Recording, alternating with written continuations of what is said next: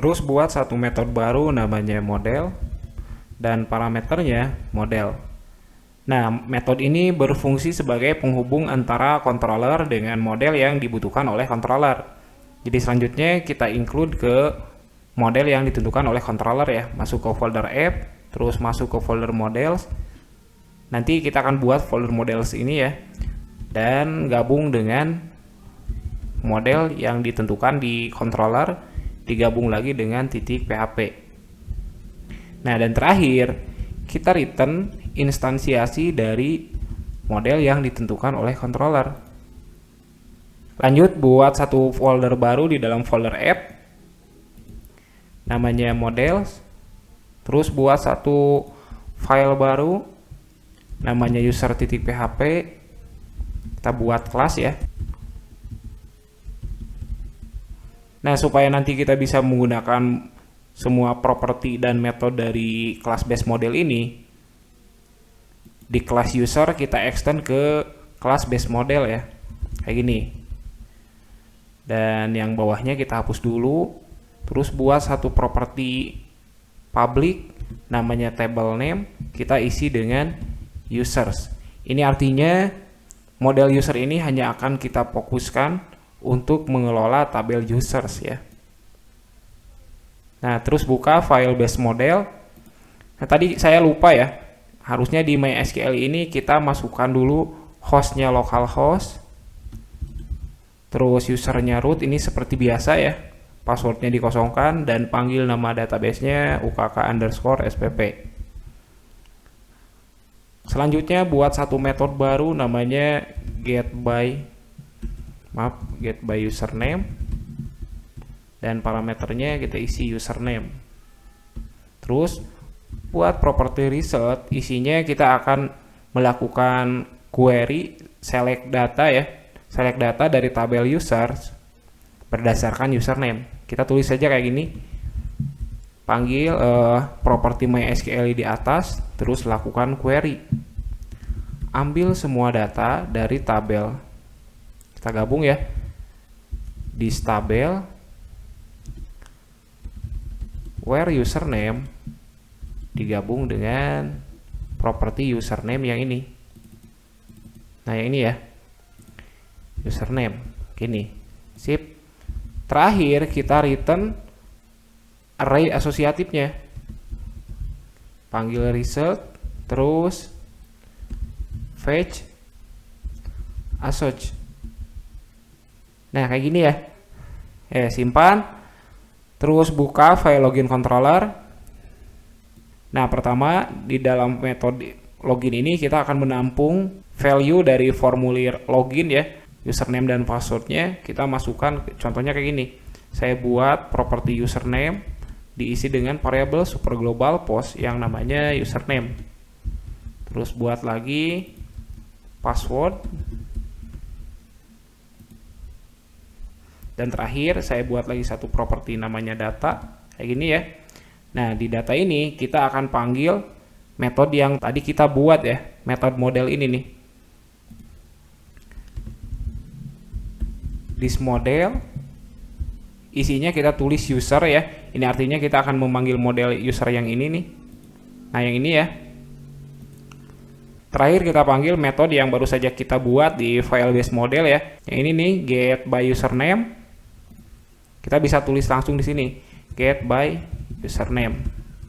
Dan isinya kita tuliskan properti username kayak gini. Kita coba dulu ya, pardam menggunakan printr isi dari variabel datanya. Nah, terakhir kita daftarkan dulu kelas base model ini ke file functions ya. Nah, yang di sini tulis saja base model. Ya, kalau sudah jangan lupa simpan ya. Kita coba dulu jalankan di web browser.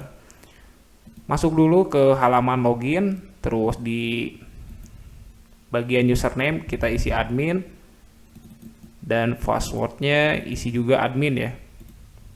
Klik login. Nah, ini kenapa nih? Undefined property user table katanya di base model 17. Oke, buka lagi text editornya. Kenapa nih? Oh, harusnya table name ya. Table name, maaf salah. Simpan, buka lagi web browsernya. Sip ya, sudah benar. Sekarang yang dikembalikan username-nya admin dan passwordnya admin yang sudah di hashing kayak gini. Terus terakhir levelnya admin. Sip.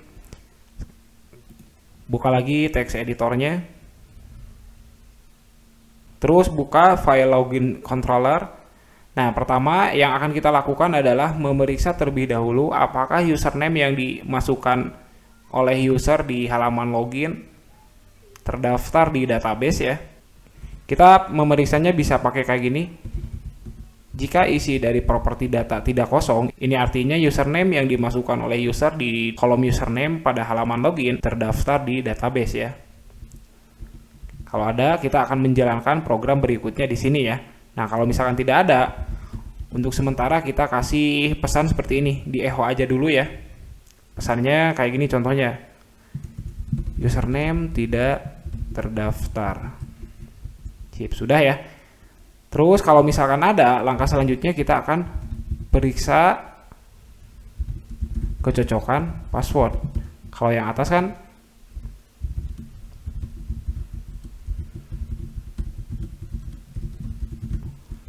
nah, selanjutnya kita periksa apakah passwordnya cocok.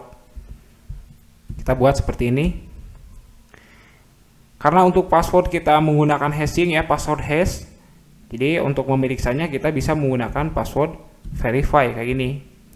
Nah, untuk bagian passwordnya kita isi saja variabel password yang ini ya. Terus bandingkan dengan password yang ada di properti data.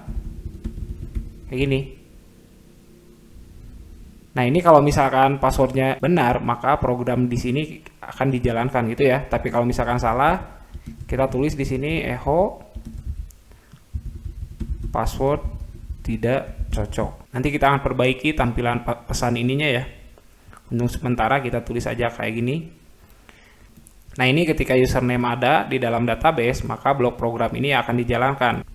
Kita buat sesi baru.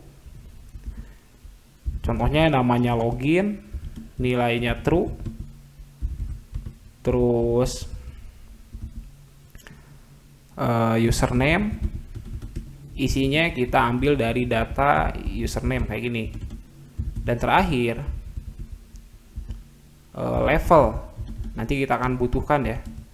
Level juga kita ambil dari data level kayak gini. Nah, kalau benar, arahkan ke halaman kayak gini ya, tulisnya location, terus http localhost okk_spp, arahkan ke halaman home kayak gini ya. Jangan lupa disimpan. Kalau sudah, terakhir buka file index.php yang ada di folder public. Nah, ini ya. Kita buat dulu session startnya di sini. Simpan, terus masuk ke sebelum kita jalankan programnya ada yang lupa ya. Buka dulu file function.php yang ini nih. Nah, di function check is not login, ini kalaupun kita berhasil login menggunakan username dan password yang benar, kita akan tetap diarahkan ke halaman login karena di sini tidak ada pengkondisian ya. Jadi ini kita cut dulu, terus kita buat kondisi seperti ini.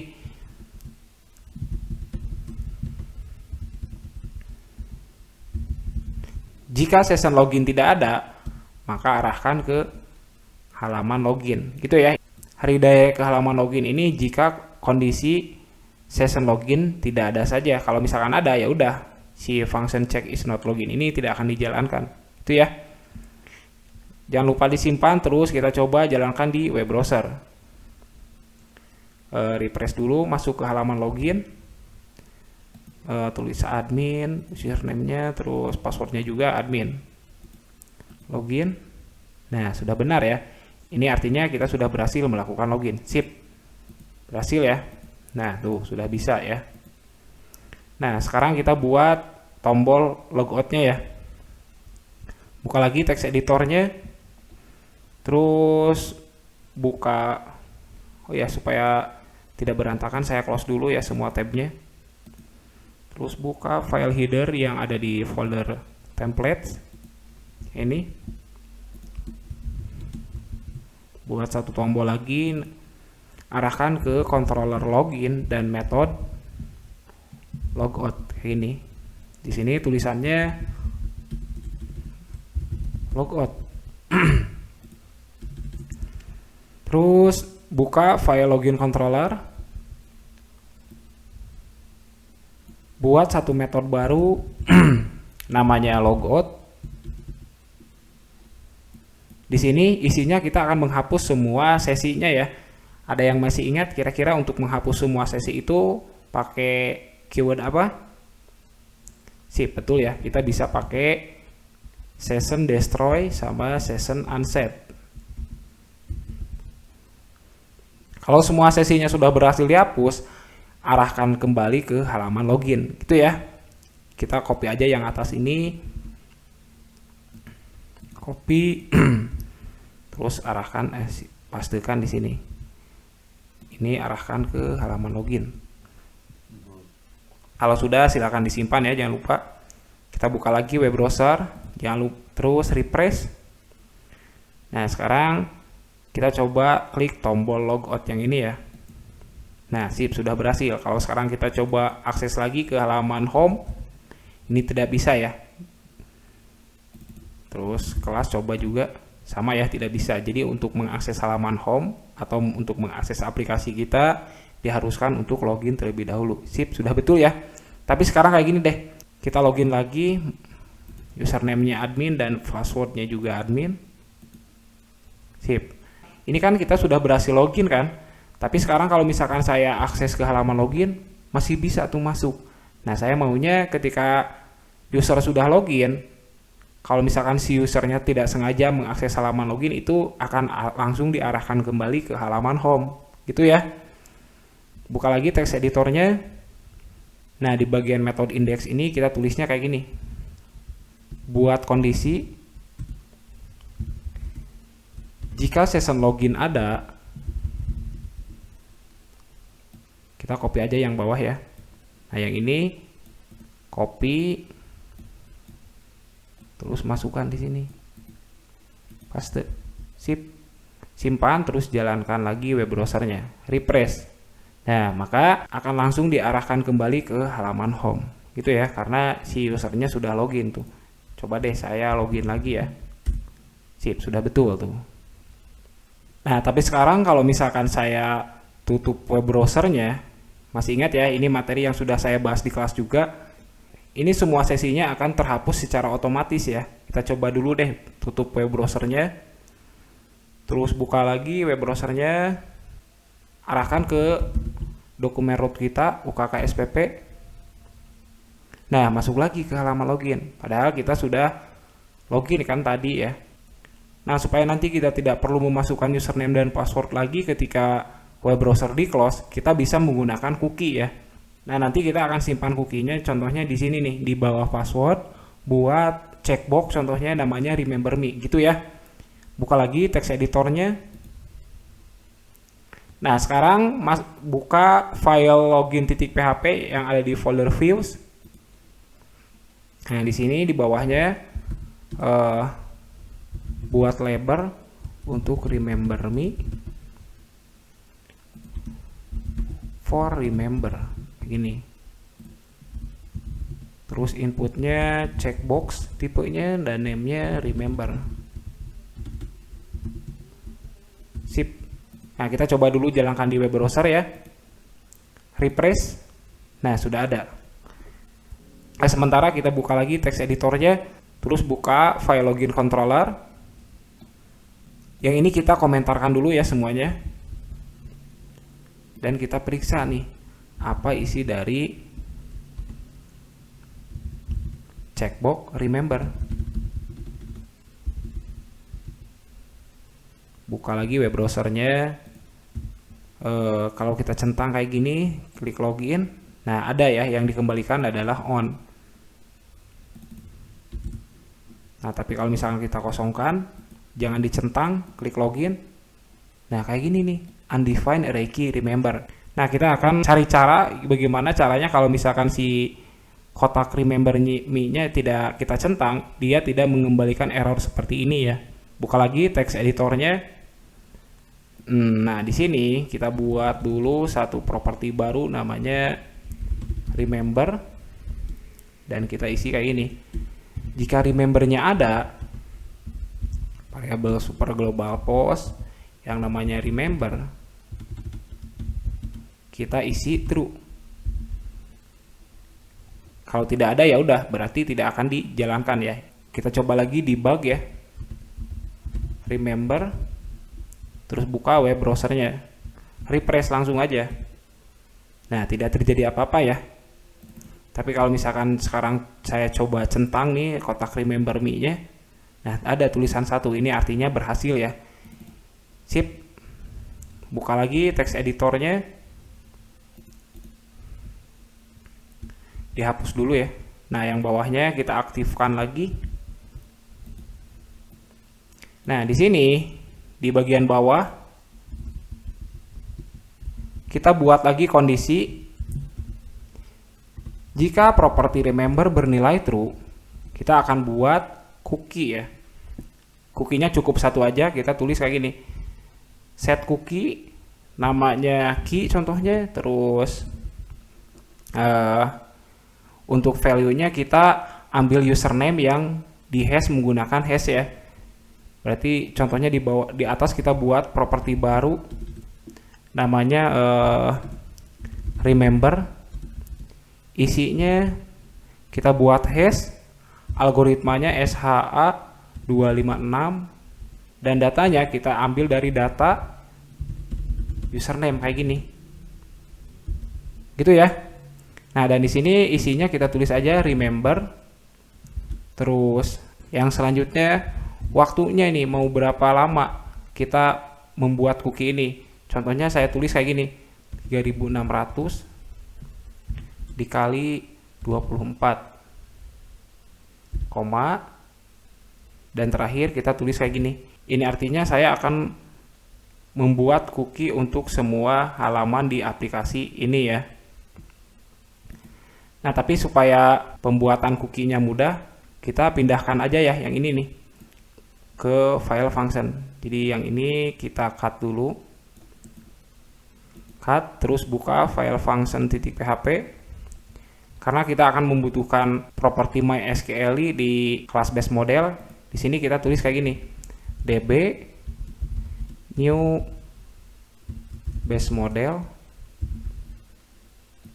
Terus buat satu function baru namanya create cookie. Yang tadi kita pastikan di sini. Kita akan membutuhkan properti MySQL di kelas model. Kita harus buat variabel db ini menjadi global dulu ya. Di sini kita tulis aja global db. Terus buat query db MySQL, terus query.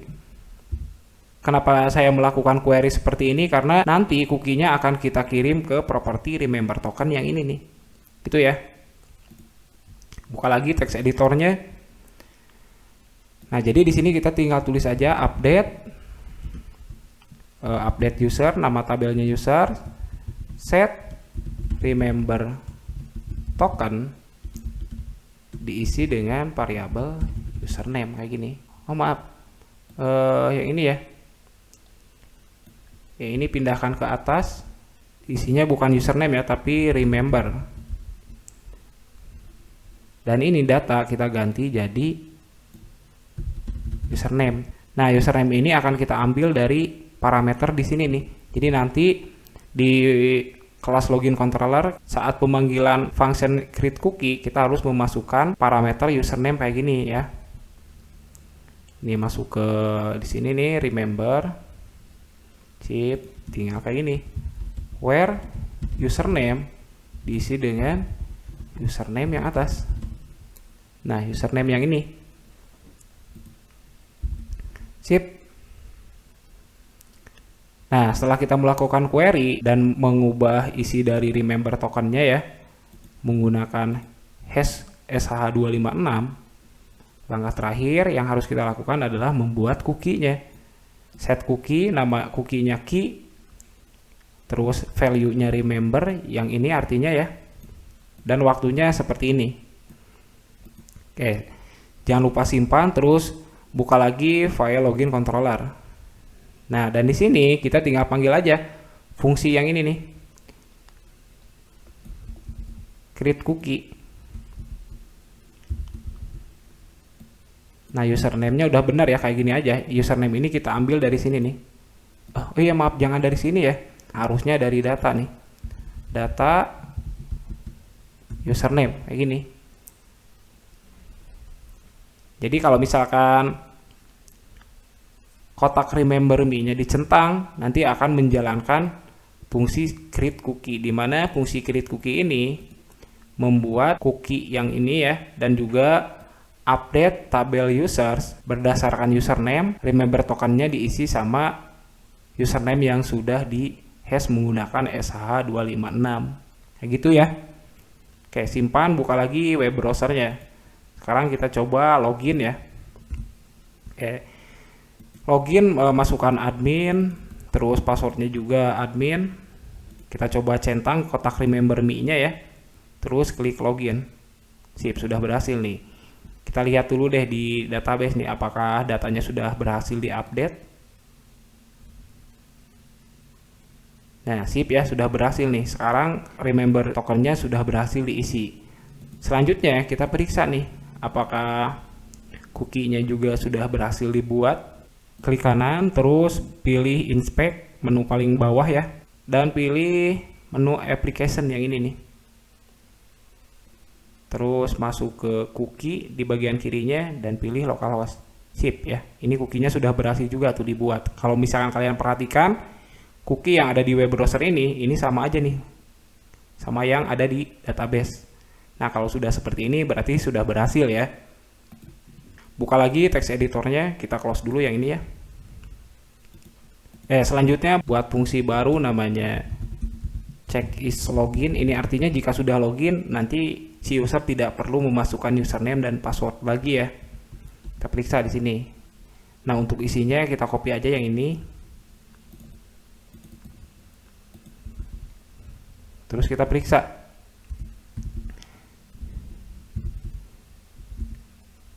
Apakah cookie dengan nama key ya ada? Jika ada,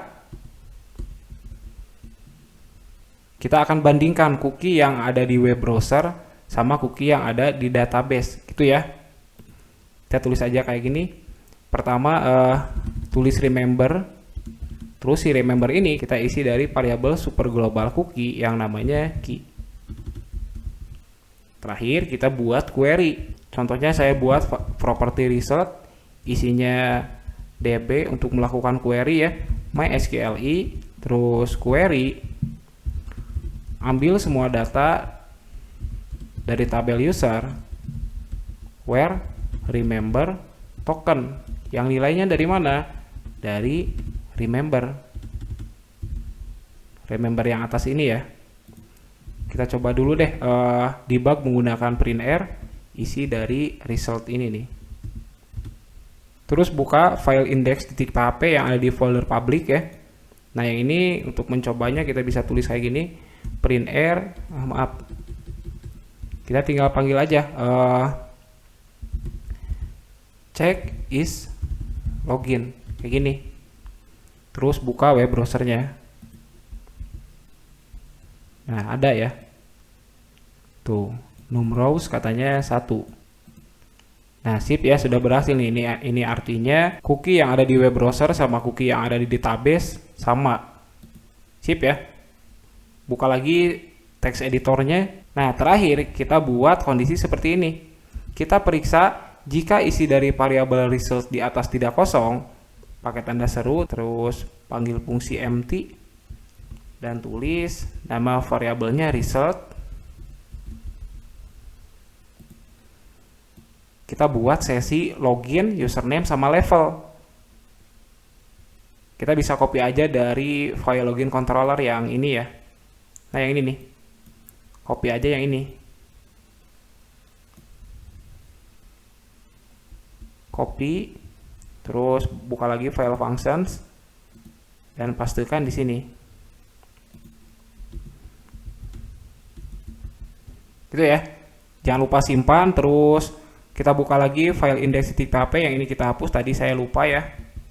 Hapus, terus masuk lagi ke file login controller. Nah, di sini kita panggil file checkislogin yang baru saja kita buat ya. Kita copy saja supaya cepat. Copy, terus pastekan di sini. Sudah ya. Jangan lupa simpan, terus buka web browsernya. Tutup web browsernya, terus buka lagi, kemudian arahkan ke dokumen root kita, localhost _ukk_spp. Nah, sip ya. Sekarang kita tidak perlu login lagi. Sip, ini sudah berhasil ya. Nah, sekarang untuk logoutnya kita harus perbaiki dulu ya. Karena tadi kan kita hanya menghapus sesi ya. Sekarang kalau misalkan cookie-nya ada, berarti cookie-nya juga harus ikutan dihapus. Cookie yang ada di database ataupun cookie yang ada di web browser. Buka lagi text editornya. Terus masuk ke file functions.php. Nah, untuk menghapus cookie kita copy aja ya function yang ini. Copy, terus pastekan di bawahnya. Paste, sip. Namanya delete cookie ya. Kita ganti delete cookie. Nah, isinya untuk delete cookie ini cuma gini aja ya. Yang remember token diisi dengan null. Terus where username-nya sama kayak gini. Dan terakhir remember yang ini kita isi dengan tanda kutip kosong kayak gini. Terus plusnya kita pakai minus untuk menghapus waktu cookie-nya ya. Oke, kalau sudah silakan simpan. Terus buka file login controller. Nah, di logout sebelum kita arahkan ke halaman login, kita buat dulu kondisi. Kita periksa terlebih dahulu apakah cookie disetel atau tidak ya. Kalau tulisnya sini iset cookie yang namanya key, kalau ada ini artinya ya kita panggil fungsi yang baru saja kita buat. Nama fungsinya ini nih, delete cookie. Copy, pastekan di sini, paste. Nah, dan untuk username-nya kita bisa ambil dari kita tulis dulu variabel username, kita ambil dari session yang namanya username. Ini kita ambil dari sini ya. Nah, yang ini nih. Sip ya, kalau sudah jangan lupa simpan, terus kita coba jalankan di web browser. Refresh, terus klik tombol logout. Sip, katanya ini sudah berhasil. Kita sudah berhasil logout, kita periksa deh apakah di web browsernya masih ada cookie-nya atau sudah kehapus ya. Masuk ke menu application, terus ke localhost yang ini. Nah, sudah ya, sudah berhasil nih dihapus. Nah, sekarang kita periksa deh yang di database-nya apakah juga sudah terhapus remember token-nya. Nah, tapi di sini untuk remember token-nya masih ada ya. Ini berarti masih ada yang salah nih. Buka lagi text editornya, ada kesalahan nih. Terus buka file functions.php. Kenapa nih ya? Atau yang remember tokennya jangan pakai null ya. Kita isi aja kutip yang nilainya kosong kayak gini. Terus jangan lupa simpan. Kita coba lagi jalankan di web browser. Kita login lagi ya. Masukkan username-nya admin dan passwordnya admin. Terus kotak remember me-nya jangan lupa dicentang. Klik tombol login. Sip. Kita periksa lagi di web browser apakah cookie-nya sudah berhasil di setel. Sip, di sini sudah masuk ya. Terus di database-nya juga sudah masuk. Nah, sekarang kita coba klik tombol logout-nya. Nah, ya, di web browser-nya ini sudah berhasil dihapus ya. Kita coba lihat di database-nya. Sip, sama. Kita berarti yang tadi harus jangan pakai null ya. Ini juga kehapus tuh. Sip, sudah berhasil. Nah, selanjutnya kita akan membuat fungsi akses kontrol, di mana nantinya masing-masing level user hanya akan bisa mengakses halaman tertentu saja ya, seperti yang sudah kita bahas di video pertama. Kayak kita buka lagi deh text editornya ya. Sekarang kita buat dua lagi user dengan level petugas dan juga level siswa. Buka dulu file index.php yang ada di folder public. Yang ini kita komentarkan dulu aja ya. Buat variabel con yang isinya mysqli connect. Kita isi di sini localhost, terus usernya root, passwordnya dikosongkan saja, dan nama databasenya ukk_spp. Terus buat variabel password. Nah, isi dari variabel password ini adalah password yang dihash menggunakan password hashing ya. Kita tulis password hash. Karena yang pertama kita akan memasukkan level petugas, di sini kita tulis aja petugas ya. Password defaultnya dibiarkan aja seperti ini. Terus lakukan query mysql query kayak ini. Insert into users yang kita isi cuma 3 ya, username, password, sama level. Valuesnya, username-nya kita isi yang pertama petugas, passwordnya isi dari variabel password di atas, dan levelnya karena petugas urutannya kedua, berarti kita di sini tulis 2 kayak gini. Titik koma, terus simpan. Kita coba jalankan di web browser ya. Refresh. Nah, ini kenapa nih? MySQL query 2 argumen katanya. Kayak buka lagi text editornya.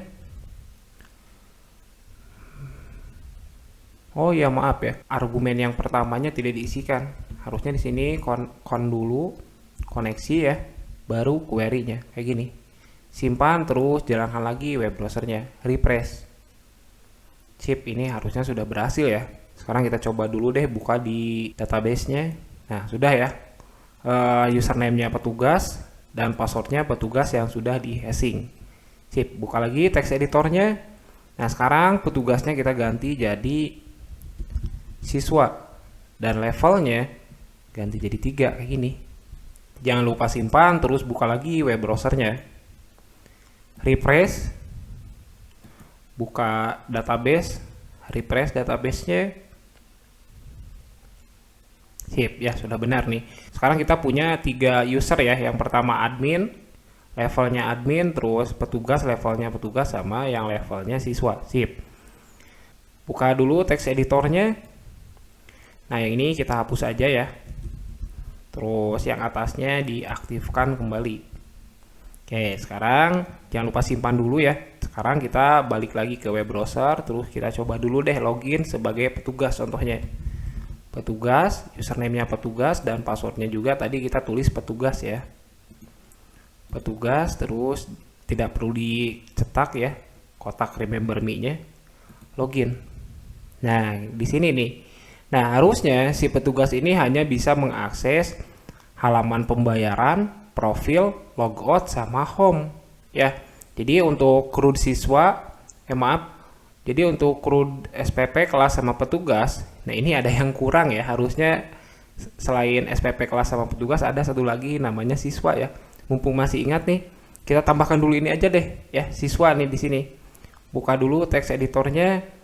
Terus sebetulnya kita sudah punya kan controller siswanya nih. Kita hanya lupa saja nih menambahkan di file header. Nah, di sini SPP kelas petugas, setelah kelas itu harusnya siswa dulu di sini. Siswa. Nah, kayak gini harusnya nih. Sip ya.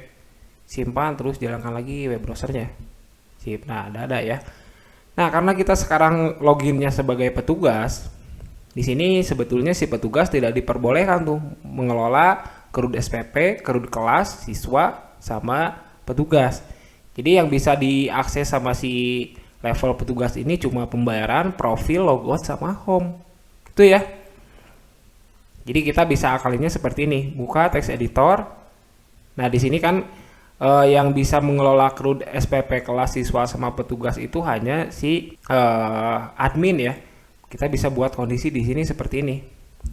If kondisinya jika isi dari variabel session level, karena kalau misalkan gini dulu deh. Kita lihat dulu ya. PHP ho variabel session terus level. Simpan terus buka web browsernya. Nah, kita login sebagai petugas ya. Di sini kita bisa identifikasi dari session nih. Buka lagi text editornya. Hapus. Terus kita buat kondisi di sini. Jika isi dari session level sama dengan admin, yang ini kita cut aja ya, cut, terus simpan di bawah menu petugas kayak gini. Nah, jadi si menu SPP kelas siswa sama petugas hanya bisa dibuka atau hanya akan ditampilkan ketika isi dari session level sama dengan admin. Oke, simpan dulu ya, terus buka di web browser. Nah, ini sudah benar nih. Itu ya. Nah, untuk fitur pembayaran ini yang bisa mengakses ada dua ya, petugas sama admin. Jadi di sini kita buat kondisinya seperti ini. Buka lagi text editornya. Jika isi dari variabel session level sama dengan admin, pakai atau ya, atau yang ini saja kita copy supaya cepat. Copy terus pindahkan di sini. Saya sembunyikan dulu sidebar-nya, Ctrl B.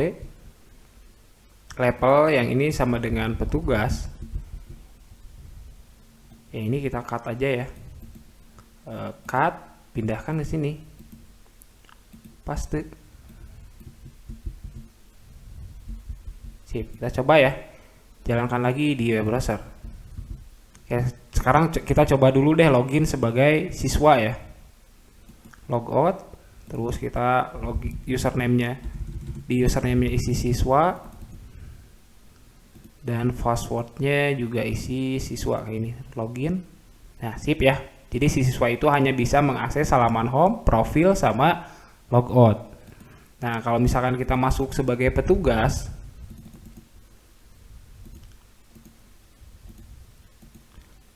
si petugas bisa mengakses home, pembayaran, profil, sama logout. Sekarang kita coba deh login sebagai admin ya.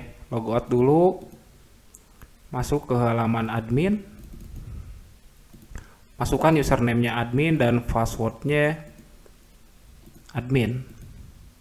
Sip, ini bisa tuh semuanya. Sip, sudah betul ya. Logout lagi ya. Kita contohnya masuk lagi sebagai petugas aja lah.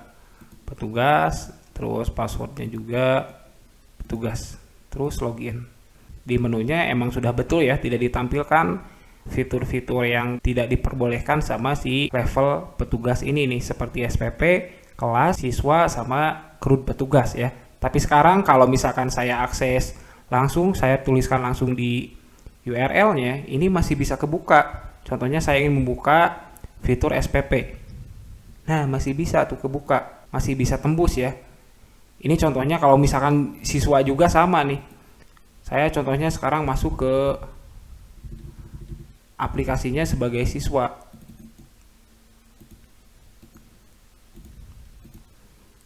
Nah, di menunya emang betul ya, siswa itu hanya bisa mengakses 3 menu yang ini nih.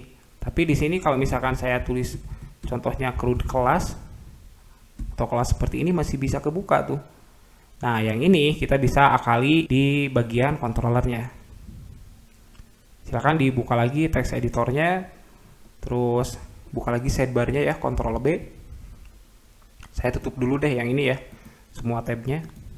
Kita buka dulu deh controller SPP. Nah, di bagian method construct kita bisa buat kondisi kayak ini. Jika isi dari variabel super global session level tidak sama dengan admin, karena si halaman SPP ini hanya boleh diakses sama admin kan. Untuk sementara isinya kita langsung arahkan saja ke halaman home lagi ya.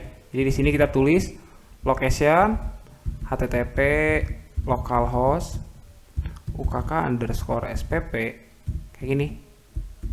Sip, simpan, terus buka lagi web browsernya. Ini kita login sebagai siswa ya.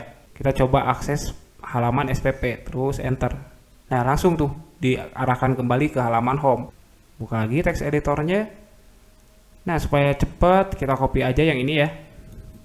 Di copy, jadi si siswa ini tidak boleh mengakses SPP, terus yang ini juga sama ya. Si siswa juga ya hanya boleh diakses sama admin. Terus kalau profil boleh diakses semuanya ya. CRUD petugas juga sama, hanya boleh diakses sama admin. Nah, kalau pembayaran dia bisa diakses oleh petugas sama admin ya. Jadi di sini kita bisa tulis kayak gini. Ini copy, terus tambahkan atau pastekan levelnya jadi ini petugas. Copy lagi ya. Terus dan terakhir kelas controller. Nah, untuk kelas controller ini yang bisa mengakses cuma admin ya. Jadi yang petugasnya kita hapus saja kayak gini. Sip, udah ya. Kalau sudah silakan simpan. Terus kita coba lagi jalankan di web browser. Refresh, pertama coba arahkan ke halaman SPP, tidak bisa ya. Terus kelas sama juga tidak bisa. Siswa, maaf bukan sisa ya, tapi siswa. Sip, sudah juga ya.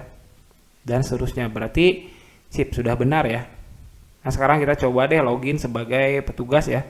Logout dulu. Username-nya isi petugas dan passwordnya juga sama petugas ya. Copy saja. Login.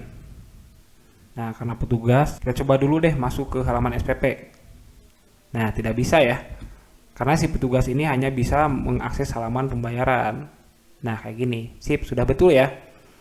Nah, kita sudah berhasil membuat fitur login dan logout serta fitur remember me menggunakan cookie ya.